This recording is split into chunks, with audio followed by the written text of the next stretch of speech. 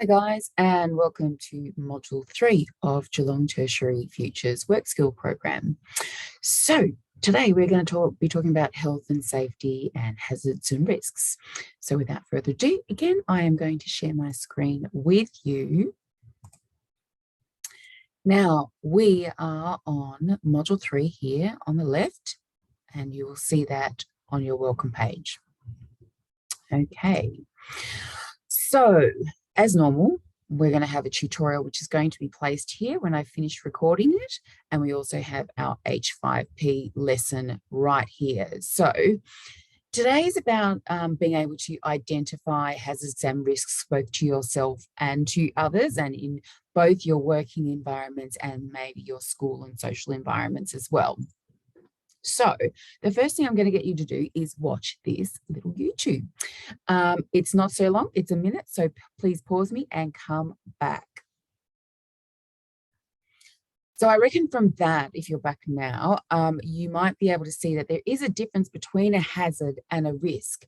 So a hazard is something that might be it might have the potential to hurt you or to hurt others, but with a risk, it increases the possibility of that happening, and it becomes like not quite certain, but almost. Now, when we're talking about hazards, so say, for instance, we're looking at this photo here. So to know how to do this, someone is going to need to know how to use the equipment, first of all, and make sure that it's the right machinery and equipment. And this notifies about what kind of training and supervision that you might need. So you can't just go in there and try something and give it a go, because you may actually injure yourself or others really, really seriously. The other thing we've learned a lot about lately is PPE, personal protective equipment. So that is the basics of what we've been using are face masks, and we've been like talking about what is a great face mask and what's not, what's going to keep coronavirus out more so than others. And that means a well-fitted N95 face mask is really good, just off the top of my head. But when you're talking about, say, different professions, each one needs different personal protective equipment. Okay, in this photo, a doctor will need something different to what a sparky or an electrician might need. There also could be hazardous chemicals in your workplace or in your home. And all around us, these are incidental hazards that might cross your path in your daily life. So for instance, this person might be working in a very toxic environment where he knows he has to go in with specialized face masks. There's just things like pollution that we need to be aware of. And sometimes if you live somewhere near a really toxic environment, you might find that your health starts to decline as well.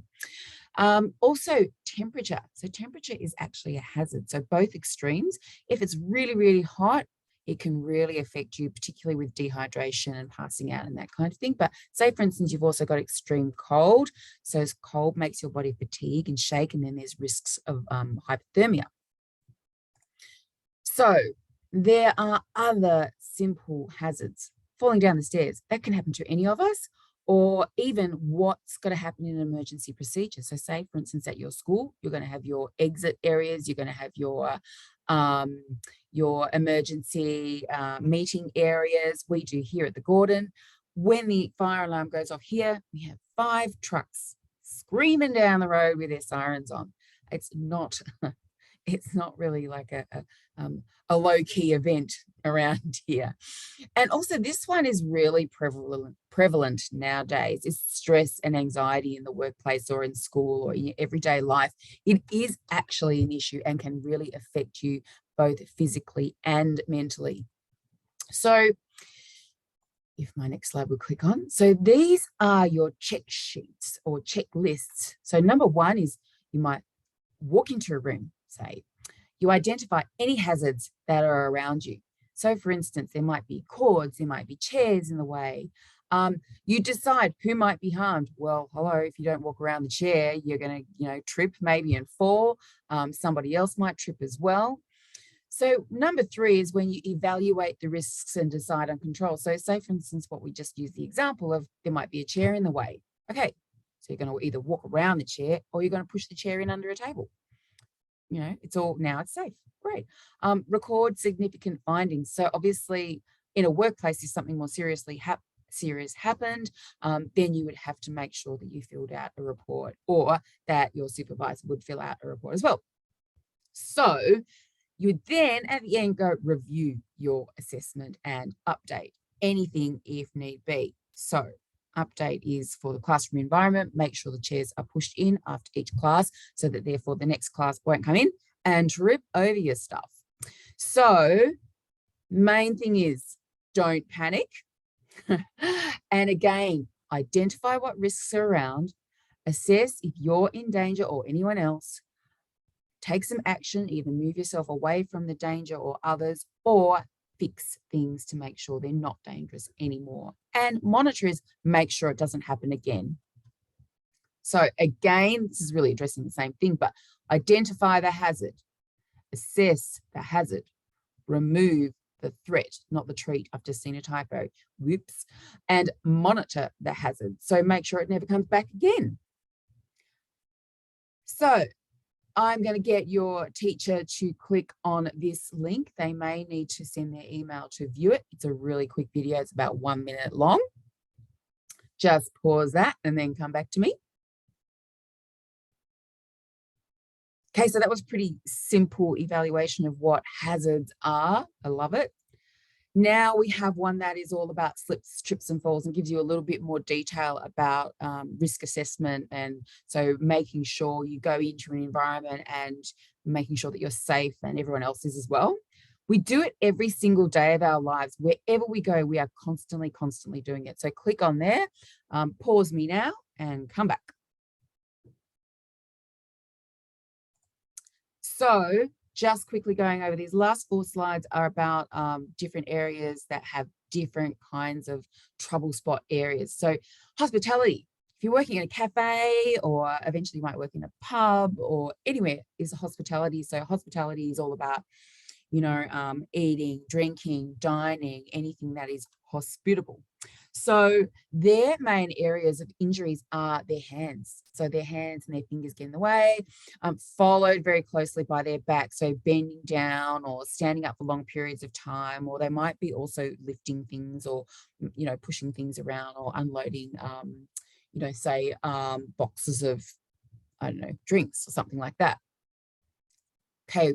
Also injury hotspots for young retail workers. So when you're working in somewhere like, say, Coles or might be Supre or something like that, massive is 35%. So that's also maybe lifting boxes or standing for long periods of time without doing any kind of stretching. So if you feel like, in your back, I know several people, click their back or their neck, like my daughter does. Ew. So allied health. So allied health are things like nurses and aged care workers, or there's also nurses assistants and things like that. So they do a lot of running around, standing. It's almost like the same as hospitality here, but except that the hands and the fingers and the back are swapped over. So more often the back is an issue for them, and their hands and fingers. Last one is transport and storage. So mainly their back, a lot of lifting, a lot of transporting, a lot of moving stuff around, and also their hands and fingers. So you can see across the board, these last 4 industry areas are all about actually back and hands and making sure that you maintain like them in a healthy way. So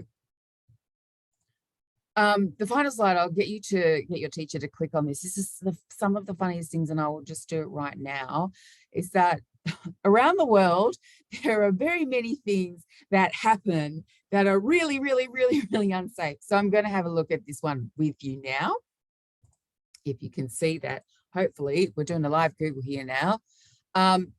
There are things that happen that, I'm sorry about these things in the background, but that's because we're live Googling. So things that happen that not really that safe. So balancing on someone's shoulders to put in things on your roof. Oh, sometimes all of these make me laugh so much, but I might have to get you to Google this yourself because it's continuing to pop up with something here for me. So just going back here. So make sure you click on this. It is pretty funny if you do a bit of a live Google with your teacher or just on your own. Okay, so directly underneath, I'm going to introduce you to the WorkSafe Academy. Now, we're working in conjunction with WorkSafe Victoria. So the certificate that you get at the end of this is able to go into your resume, and it's something that employees really look for, the work health and safety certificates or any qualifications that you get. So there's a quick little YouTube here. It's about a minute as well. Then you can click into the WorkSafe Academy. Now, WorkSafe has sent you a login detailed email, but basically you follow through all of these instructions that you see here on the page. It's pretty self-explanatory. Again, if you have any problems, please ask me, ask your teacher, but it just paces you through this really cool interactive lesson. And you have to make sure that you do answer some questions, or at least click on the numbered examples of where there might be safety issues. And then at the end, you get a certificate to, as I said, put into your resume. It's a really massive achievement. And these are things that give you an idea about how to keep yourself safe, because sometimes, oh yeah, that's the new young kid, like whatever. Keep yourself safe. You have as many rights as anybody else. So that's something for you to do as well. Then we're going to wait for Gordon Online to catch up with me. There we go. So we've got the knowledge check as in with the last module. Again, you've got to get 80% and above to move on and unlock the assessment task. You've got unlimited attempts to do that, to make sure that you know what you need to know to get 100% on the assessment task. So then once you've unlocked the assessment task, y'all can do it. So assessment task 3. Why is it still thinking about it? Oh, yes, that's right. I do this all the time, don't I? It's locked. So it's pretty basic. This is an interactive quiz. Again, you only have 2 attempts. Once they're gone, they're gone. Unless you have very special circumstances, you must talk to your teacher about it or email me. Also remember, you've got a forum, so please make sure you post any questions in your school forum. And I'll just quickly show you those again, just in case you don't know about these. Oh, where are they? Oh, yeah. Oh, no. Sorry, guys, I'll have to switch myself back over to my teaching role to actually show you what you might be seeing, because I'm not enrolled in a particular school. So just quickly showing you again, underneath here, you will find your school. You'll only see your school. So say, for instance, this is Belmont High. We click in. If you want to add a question, you add a question and say, hey, Marina, what does it mean in the question about the restaurant, or something like that?